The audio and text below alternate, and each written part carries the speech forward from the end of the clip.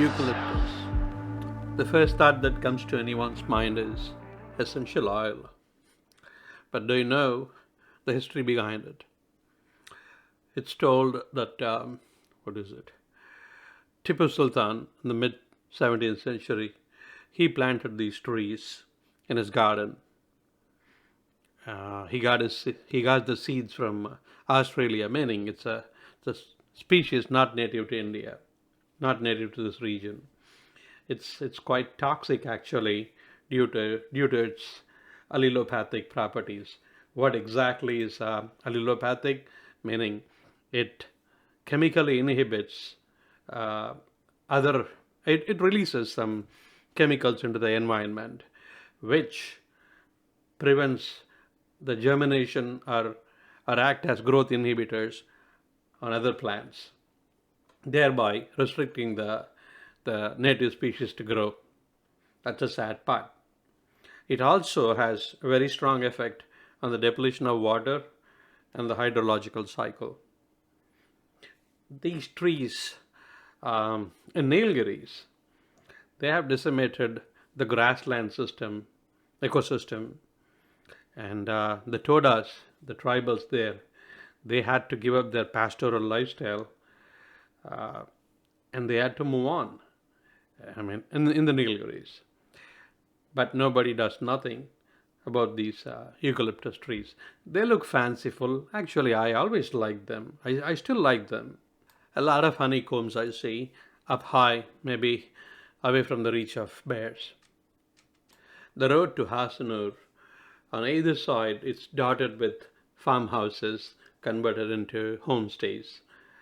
I think they make a pretty penny out of it, but I've noticed too much revelry going on in these places. Again, it is what it is, right? No, baby, your time is not yet here.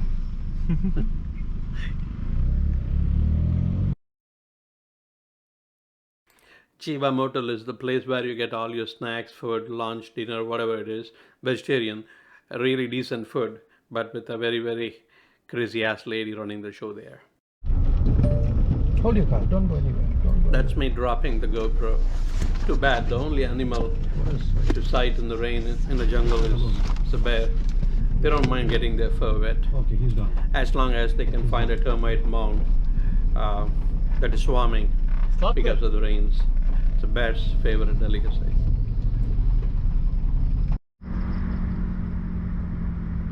What are these guys up to?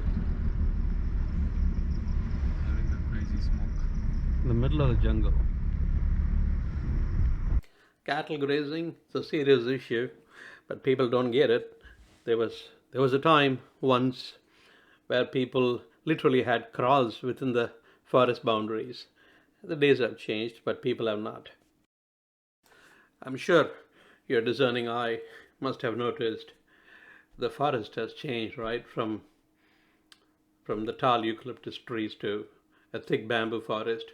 This is an elephant's paradise, absolute paradise.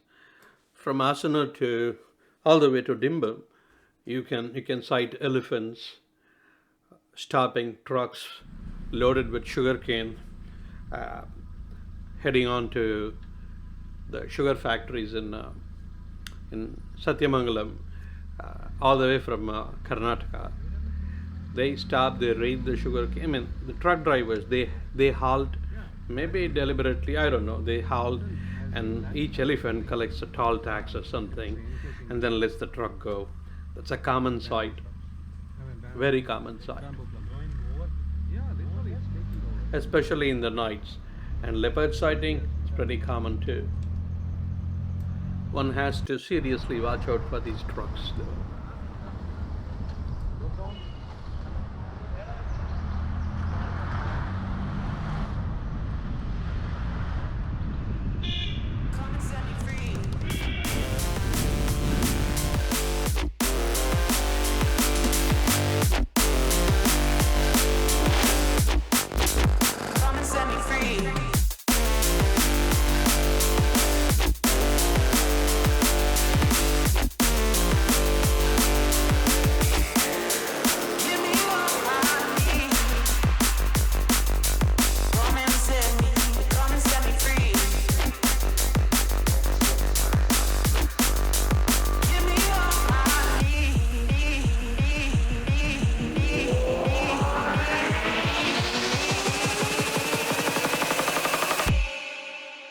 Come and set me free, free, free, free.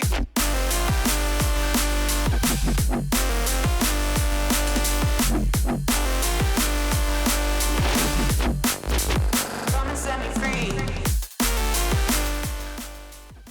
Oh, the sky behind is frightening also. Just very ominous. I have waited a bit.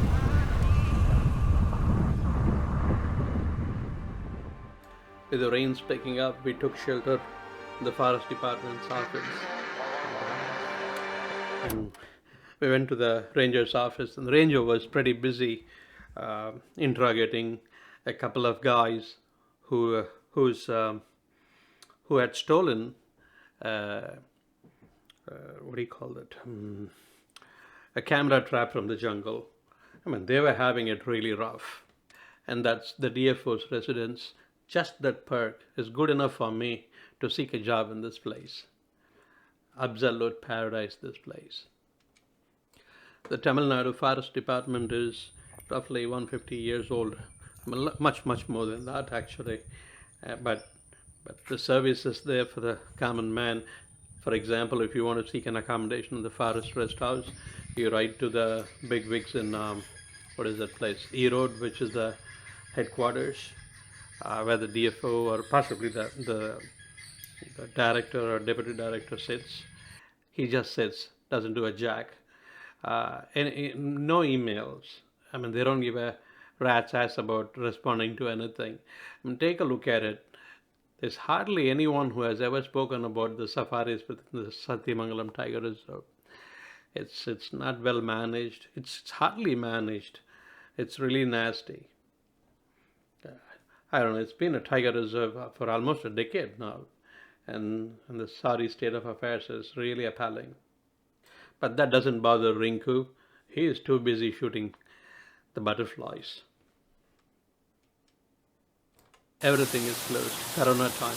But somehow we managed to talk to the DFO, and he gave us the permission to stay, provided we pay a fee. You understand what I mean? And it was pretty fat, so we declined. Besides, I don't think it was right. By then, the rain had stopped, and it was just a slight drizzle. So we took off from there towards Sathyamangalam, rather towards Dhimbam first. We were not sure whether we would go further ahead from Dhimbam or not. It all depends on the rains. But still and all, there was no way we could stay. We had to press on forward. There's no place to stay in the middle of the jungle. Once again, your discerning eye must have noticed the vegetation, the landscape changing. Now it's all lantana, the omnipresent lantana everywhere. It's sad to see. I don't know if the forest department would really care to do something. All that they do is burn, and then and that's it. They cut it and burn the crop, and it grows back again. They put some grass seeds in its place, but nothing happens really. I mean, 70% of the forest in some places is taken over by lantana. Now go figure. And while you're at it, consider subscribing. That would be of great help and encouragement to my YouTube video making. The distance from Hasanur to Dhimbam is roughly 6.2 kilometers. Actually, exactly 6.2 kilometers. It takes around 10 minutes by the highway, National Highway 948. Quite scenic. We were halfway through, and not just scenic, but dangerous too. Forest guards on the beat. Tell them we have to go to Kodipuram, Vasu. Okay, Kodipuram. State your business. Both the e-pass have been rejected, Vasu. Okay.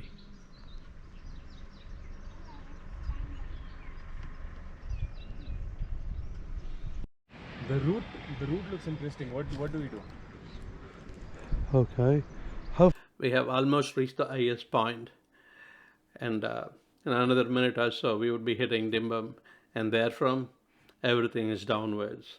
27 hairpin bends, all taking you down. Let's hope that we can sight some wildlife. Dhimbam. It's a tiny ass place. As soon as it starts, it just ends abruptly. Just a row of a few buildings or hutments, whatever you can call it. That's all it is. But the Ghat road is outstanding. Not that it's as good as or as beautiful as Har Ki Pauri Ghat in what is that place in near Haridwar in Uttarakhand, or Khandala Ghat and the Sahyadri Mountains. Not as beautiful, but I think this is one of the prettiest and steepest of ghats in Tamil Nadu. What, but what's unique and what stands out is the Dhimbam Ghat Road. It cuts across the Sathyamangalam Wildlife Sanctuary, and wildlife. It's literally everywhere. After traveling 6 kilometers from Asnur, we reached Dhimbam, which is possibly the highest point before the the descent begins with the 27 hairpin bends to go to Bannari. Bannari is it's in the plains. That's on the boundaries of Sathyamangalam. The temple there, Bannari Amman temple, is pretty famous. Veerappan is known to have visited the temple as well as the one in the jungle too. It's Kata Bannari Amman temple. Now, it feels like you're on the top of a roller coaster and about to go down. It's your choice to scream or enjoy the ride. 27 hairpin bends. Outstanding. Just look at it. It's mesmerizing.